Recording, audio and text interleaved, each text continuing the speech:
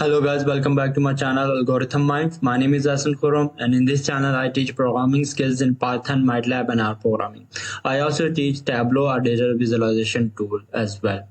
I produce tutorials on data science, data analysis, so I request you to subscribe to my channel and hit the notification bell icon button.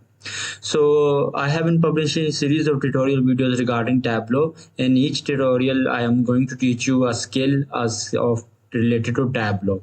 So in today's tutorial we are going to replicate this question plot, and which has a problem statement that we need to create a horizontal bar chart for subcategories for 3 KPIs. Okay, for those of you who don't know about KPIs are key performance indicators. So and we have 3 KPIs: sales, quantity and profit, and we are going to plot it against subcategories in the same plot. So it is quite easy to do. I'm going to teach you how you can do it in Tableau environment. So for this purpose, first of all, you need to create your row with subcategories.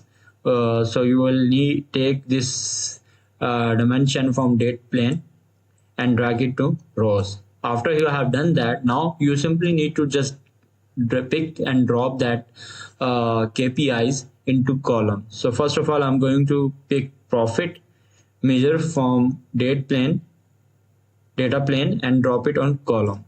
Now you can see that we have already plotted our first KPI. In order to plot the second KPI, simply drag sales towards column right next to the sum. Now you can see that we have plotted 2 KPIs. In the same way, I'm going to pick measure quantity order new from data plane and drag it towards the column right next to sum.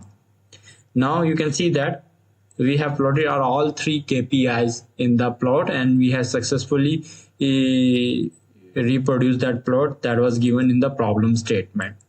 I hope this tutorial has been helpful. I've been publishing videos regarding Tableau skills and what features we can use to plot customized graphs and charts in Tableau.